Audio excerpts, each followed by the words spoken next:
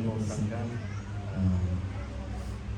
Buddhist fellow, ladies and gentlemen, may I ask you all to join your palms together, and we will dedicate and reflect and chant the name of our Lord Buddha 3 times, and then I will start. Namo tassa bhagavato arahato samma sambuddhassa. Namo tassa bhagavato arahato samma sambuddhassa. Namo tassa bhagavato arahato samma sambuddhassa. Venerable and all lay members, today you probably have noticed something very unusual. A lot of Sangha members gathering here in big number, and they all feel very happy to be part of this ceremony. They come here because they want to support all of you. They want to support the Bangladesh community.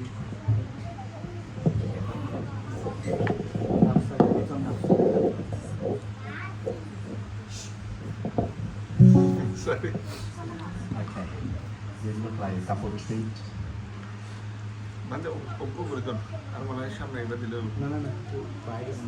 না দুও দিলে ইয়ে হয়ে যাবে তো।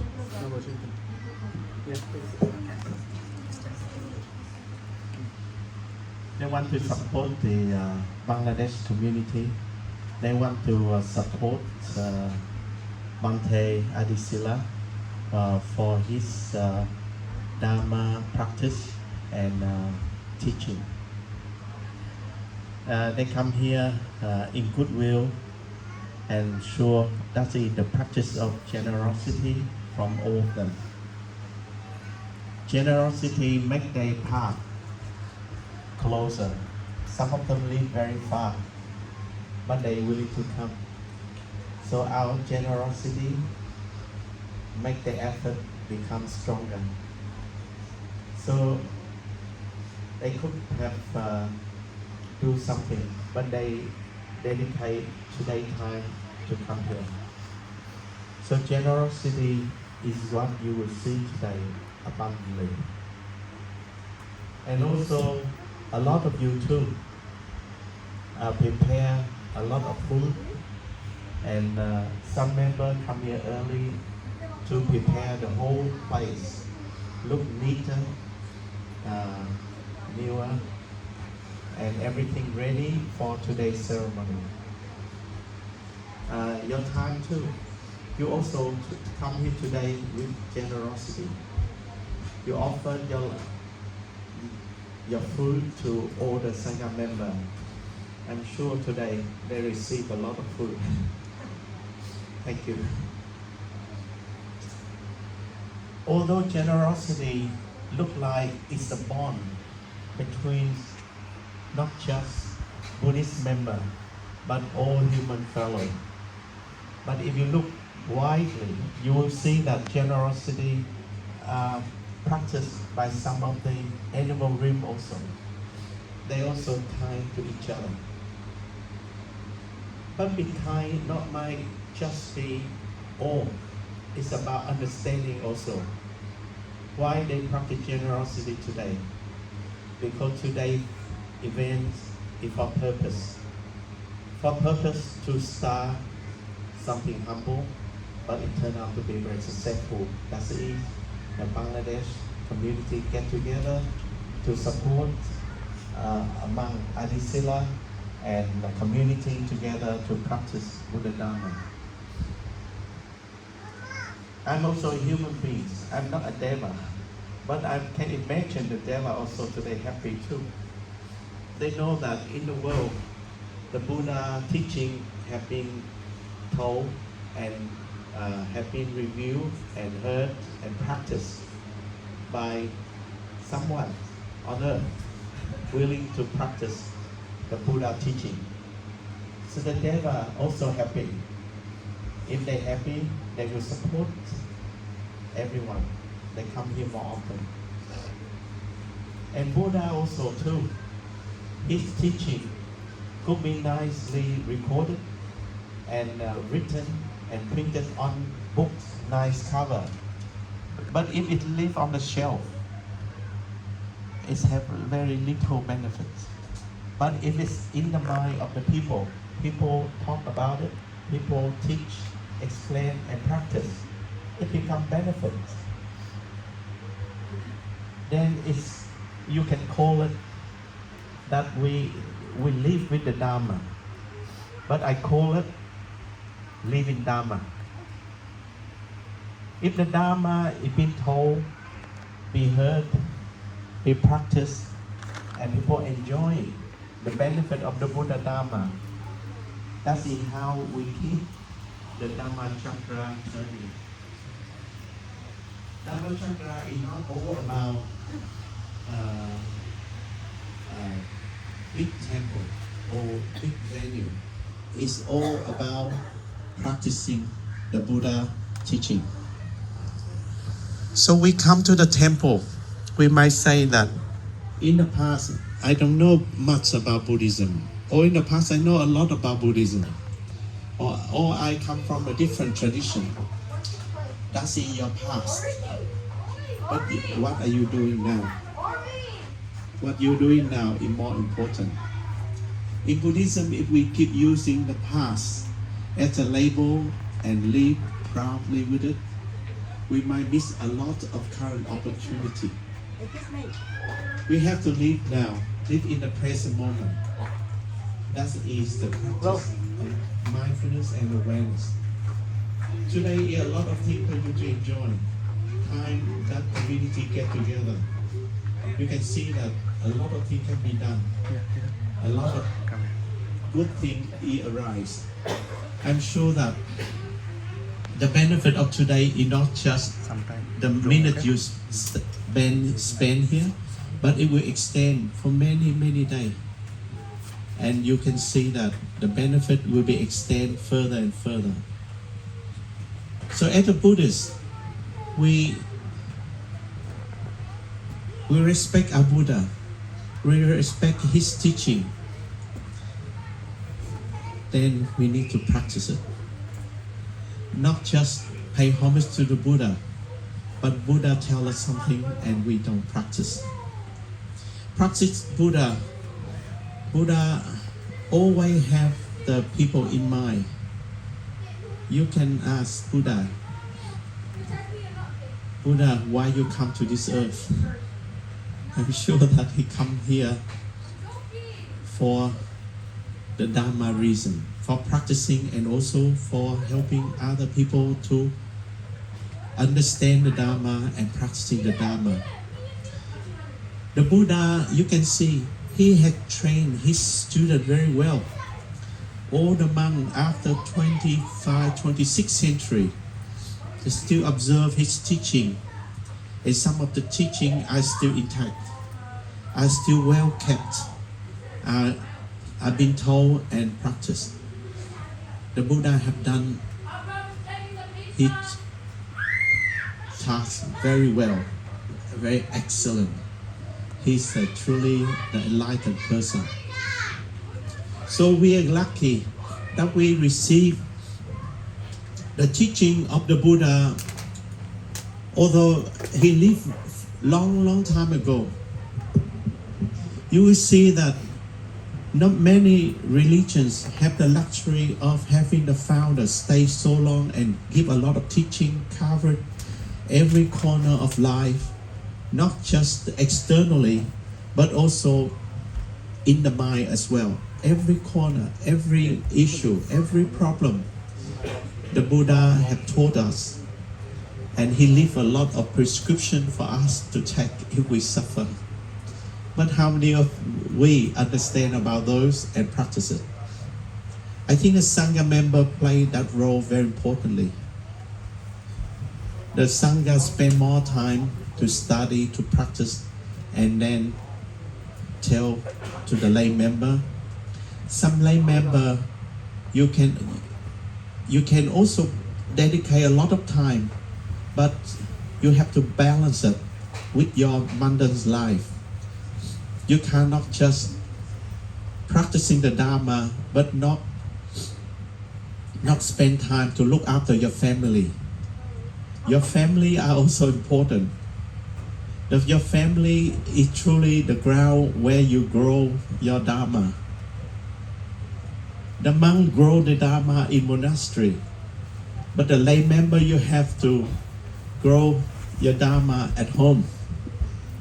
You have to live harmony with everyone. You have to prove that Dharma truly works in every situation. Sometimes we blame other members. We say that they are difficult. They don't listen to the Dharma. No, I think we should try again and again. The Dharma should be brought back home and be practiced there. Buddha have give us the path, draw us the path, and give us the teaching, the Dharma, and Sangha. Sangha, the word Sangha means harmonious community. The word Sangha itself. So the word Sangha can mean everywhere. Even at your workplace, you have to practice harmonious. At home, you have to practice harmony.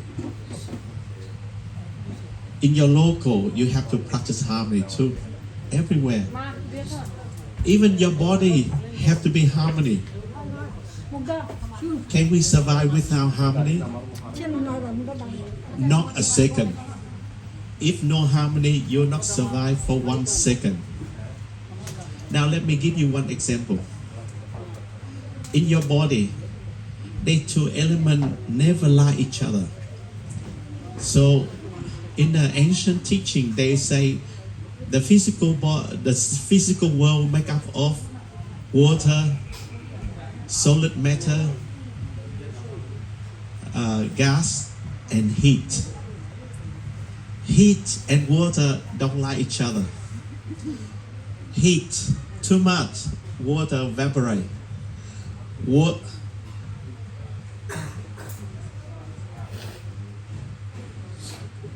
What's the ratio number? What's the ratio number? Okay, so keep us in harmony. This car with number plate have to move. 1QE5AU. It's a Toyota. So please, if you move the car, we will back in harmony. Okay, thank you so much. All right. So heat and water, from the beginning of their existence, they don't like each other very much. When too much heat, water will evaporate. Too much water, the heat will be gone. All right. But inside us, heat and water have to stay together. Who balance it? Who make the heat and water stay in your body? You know that too much heat, you get sick. When you're too cold, you also get sick. Yeah, one or the other. But if you have no water in your body, you won't survive. If you have no heat, you're like a corpse. All right. So too much heat, no good. Too much water, no good. These things have to balance. Who balance it? Who balance it? You will see that when you put your hand on the stove, it's so hot. What will you do? You pull it down right away. Okay, so your mind tell you that too much heat you will get hurt. So your body balance it right away. When you are too hot, what do? All right, you try to cool it down. When you are too cold, what do? You eat hot food. You wear more warm clothes. You turn on the heater.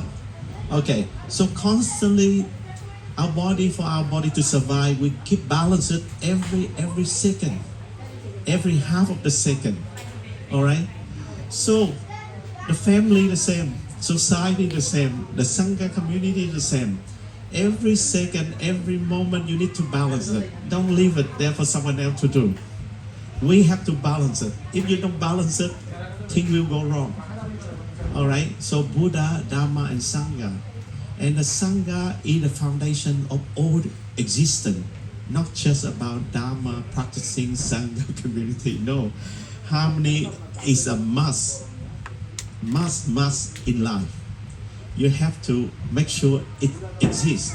So when you heard the word harmony, don't think it's too big. Think of your body. If no harmony, you won't live in 1 second. All right. So everywhere harmony is. So the Sangha member often when they get together, they keep the same rules. They practice together. They want to demonstrate to you the harmony quality in life. That's what the Sangha try to show you. The harmonious nature that can be exist together. Different tradition, they get together. All right. Why people in one family cannot be together? It's just that you need to constantly adjust what you say, what you hear, what you give, what you take. You have to adjust. Don't take harmony for granted. Don't say other people have to do. No, you have to do. The heater will turn on, but you have to keep the distance, the right distance from the heater. If you're too close, you get burned. If you're too far, you won't receive anything. So it's us have to keep that. So I said earlier, generosity might be good, but not all. It's the understanding. The understanding important. As a human beings, we are very lucky. You are driving a car. Tell me, which part of the car do you invent? Or any part of the car do you manufacture? Or do you do anything for the road? No, we don't do anything, but we can use it. We enjoy someone else's invention. We enjoy someone else's hard work. We enjoy someone else's caring. Yeah? All right. A lot of things we enjoy, but we don't invent it. We don't make it. Even though we're not buying it, but we enjoy it. So human beings is good in a way that they share their understanding in a very subtle way. We live in a cozy house. The fan, the computer, we don't invent any of them. We don't make any of them, but we enjoy it. We use it. All right. So we have to do something in return also. So sometimes we do something, don't just say, no, it's not my job. No, it's a humanity job. When we do something, we contribute back to the society because we use something that we didn't do anything with it and we still enjoy it. So generosity, if it comes with understanding, it's a very, very strong practice. When we're talking about a Buddha, we often say Buddha represents wisdom and compassion. Sometimes generosity, we say, is an act of compassion. But don't just take compassion. It needs to come with understanding, the wisdom. Wisdom and compassion is an important thing. For Buddhism, when can we say that? When can we say that we don't need generosity? I think human beings, the way how we survive is based on other people's generosity. If you live in the heaven, you need to eat a cake. In the heaven, they have 100 cakes, so no need to fight. Yeah, no need to fight for a cake if you live in the heaven. All right, so one person can have 10 cakes, but human beings, sometimes 10 people have only one cake. what do? We cut out and then we share. In the animal realm, what do? Who's stronger eat the whole cake. Yeah? Animal, that's what the animal realm do. You see, when they hunt, they tear, whichever animal stronger, we get it. Now, come to the next level down, which is the hungry ghost realm. I don't know if you have heard of the hungry ghost realm. The hungry ghost realm is very pity. 10 of them fight for one cake, and they just fighting. They fight, and they forget about the cake. And at the end, they might ruin the cake, and they don't worry about the cake anymore. They keep fighting. That's what happened in the hungry ghost room. Be careful. Sometimes we like that. We start with something very good. We fight, and we forgot about what we're fighting for. And fighting become the main objective. And then we forget about the cake. All right. So human beings is so good. Although they only one cake for 10 people, but they share. They cut nicely and they give to each people one piece. That is so good about human beings. So next time you have the cake, have a look around. How many people there? I'm sure you did this already. Yeah, you did it already. Okay. Don't fall into the realm of the hungry ghost. That's something so nice, and people just fight and forget about the cake. They ruin the cake, and then none of them have the cake at the end. But they glory, they happy because they fighting. And sorry to say, this happened a lot. sometime in the human realm too. Yeah, just the fighting is good enough, not the cake. So when we're understanding about our mentality, our mind, and from the Buddha teaching, you will see that wisdom is so important. Generosity often bear the good result come from the wisdom, understanding. Now, how do we grow the understanding? They say that we need to learn and we need to practice. Learning alone is not enough. Learning, knowing is not enough. We have to practice it. Let me give you one example about learning and the benefit of just learning, right? Might not be all that beneficial if you're not practicing. Imagine you are a dinosaur who lived on this earth 100 million years ago. In the morning, what do you see? The sunrise. And in the evening, what can you see? Sunset. Yeah? Yeah, everyone. Now, after 100 million years ago, the dinosaurs have gone, the human come here. What do we see? Sunrise and sunset, right? Any difference? Maybe a little bit, maybe hotter or cooler or something. But we see the same. We see the sunrise and the sunset. But sorry, the dinosaur didn't know about the solar system. They didn't know that the sun stands still and the earth is rotating around the sun. So which means that the sun are not rising or falling. The sun is standing still. We are moving. Not the sun move from this side to the other side. Yeah?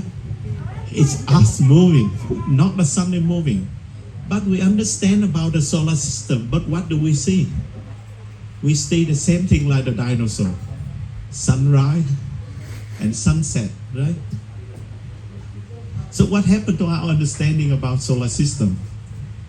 Is that true or is that just in the books? Okay, so I give you that example just to illustrate that understanding it might not what you see. You know it, but you don't see it. So Buddha might teach us about impermanent. How many people understand about impermanent? Yes, we all understand. Things will change. Yeah, everybody understand it. But do we see that? Do we see things are impermanent? Buddha taught us about causing effect. Do we see causing effect, or sometimes we say if we do something bad, we get caught. We say I'm bad luck. No, if you understand about causing effect, you will say this is the effect. What was the cause? And what should I do now to avoid that in the future? That's how we see the causing effect. Yeah. But normally we don't see that way. We just say, I'm bad luck. So if you say bad luck, you don't believe in the Buddha at all, cause and effect. If you do bad cause, you get bad effect. If you do right cause, you get the right effect. Right? So something that we think that we understand the Buddha teaching and we think that's enough. No, not enough. We have to use his teaching and from time to time look at the world in the way the Buddha wants us to see. Once you get used to see the world in the way the Buddha tells us to see, then you start to enjoy that wisdom. Right? So, in the morning, next time you look on the east, just feel that you come toward the sun, and then in the afternoon you see that you go away from the sun. Right? But still, I'm sure that it's not easy. We still see and we still say that morning sunrise and afternoon sunset. I just give you this example to encourage you to use the Buddha teaching to see the world. That's the way we practice. Sometimes we learn the Dharma and we think that I understand it, I know it, but that's not the way we see it. All right. If you see the laws and cause and effect, if you see the interdependent originate, you will see the world in different way. If you understand about Buddha say about generosity, you will see the world in different way. But sometimes we understand and we just leave it at that. And then we quite confident that no, that's enough. I understand that. I do not have to learn again. Because I already learned and I understand. I can talk as good as the monk can talk. Right? So no. Even the monk, something simple like that take us many years to cultivate, to reflect on it, to see things in that way, and slowly it's become our wisdom. Yeah, we become our wisdom. Buddha say that if you see the impermanent, the real impermanent, you won't attach in the negative way. If you still attach, then you have not yet seen the real nature of the impermanent. All right. And if you say the natures is made of have no self, you liberate from all form of suffering. If you still suffer, you know that you still have a lot of attachment there. Right? If the suffering is still there. So this thing we call bodhicitta, compassion and wisdom. Now, if a person practicing the Buddha Dharma will always keep in mind, you always learn about the Buddha Dharma. Alright? You take refuge in the Buddha. He's enlightened. So we rely on him so that we can walk on the right path. His teaching are so good, so beneficial. So we follow his teaching. And the Dharma who practicing the Buddha teaching give us the guidance. Alright, the community in harmony give us the guidance. Alright, so those are our commitment. I'm taking refuge in the Buddha, in the Dharma, in the Sangha. Alright. So Buddha say, now lay member, you need to keep 5 precepts. Now sometimes we say, is that a must? I say, depend on how you see it. If you see the benefit of the 5 precepts, if you see the benefit of 5 precepts, then it's a privilege. But if you don't see it, then it's a must. Now, I'm also study in mental health. Mental health is a big issue nowadays for not just old people, young people also. Not only people who work, but if even people stay at home doing nothing also have problem with mental health. Now I can see that the 5 precepts have helped people a lot to avoid mental health problem. Now I come across one sutra. At the beginning when I read this sutra, it said about the benefit of keeping the 5 precepts. I thought that wow, the benefit is too much. I don't know it's have that kind of benefit.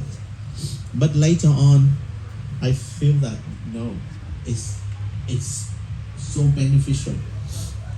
Now one day King asked Buddha, what are the benefits of a person keeping the 5 precepts? Buddha then say, "O King, I will give you an example so you can understand.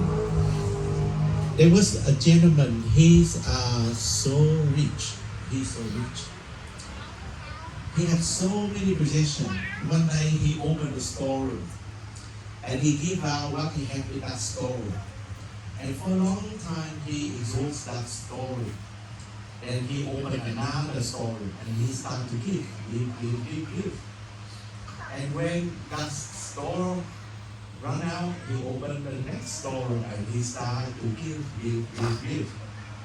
Now, Buddha say, now King, his marriage is a lot.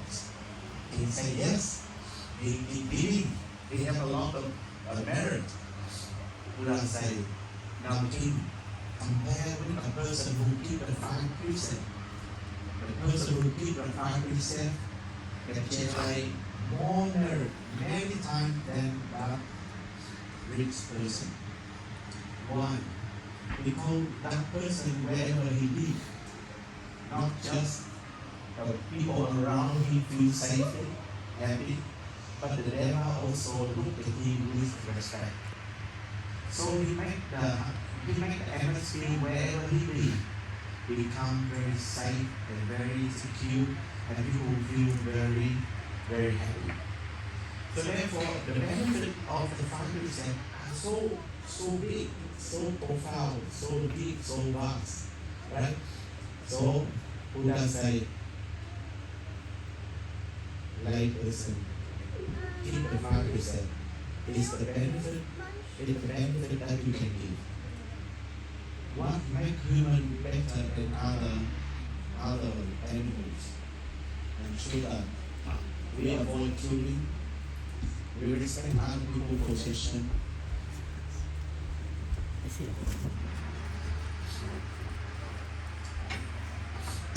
We do not commit adultery. We do not carry lie or always take intoxicant.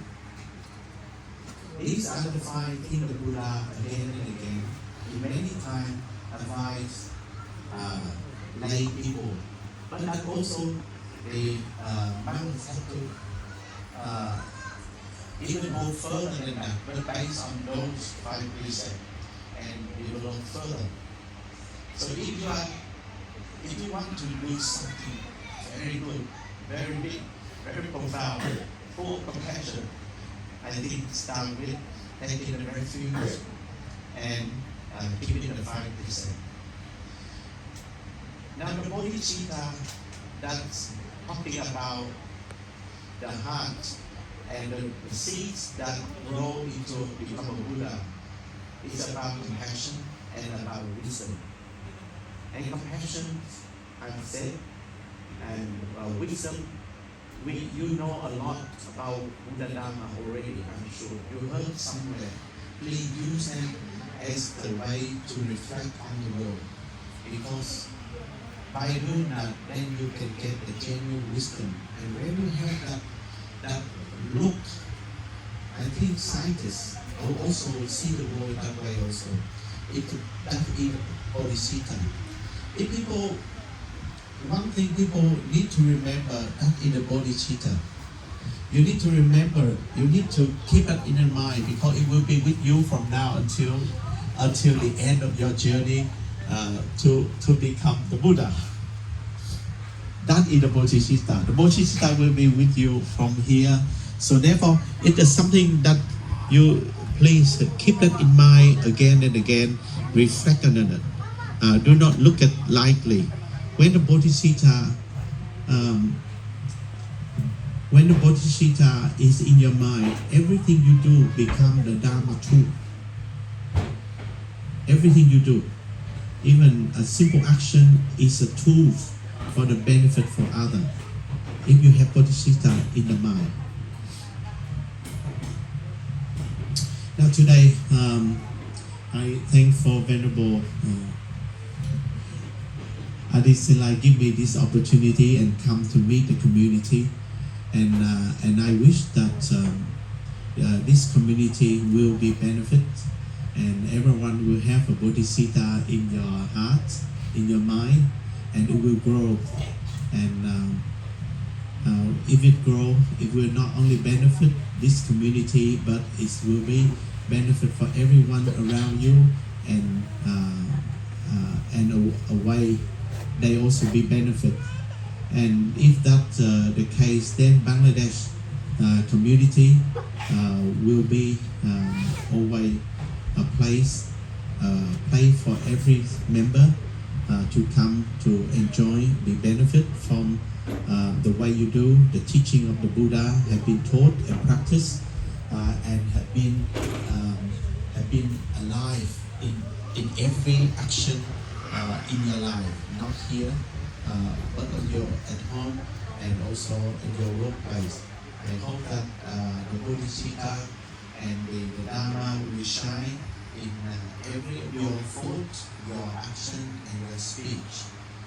Is the living Dharma, and sure if that be practiced sincerely and consistently, Buddha not absent, but he will be everywhere with us, because the benefit from his teaching are real, and it will reflect on everyone. So again, I wish you all well, and wish the prosperity to everyone. And may this center will send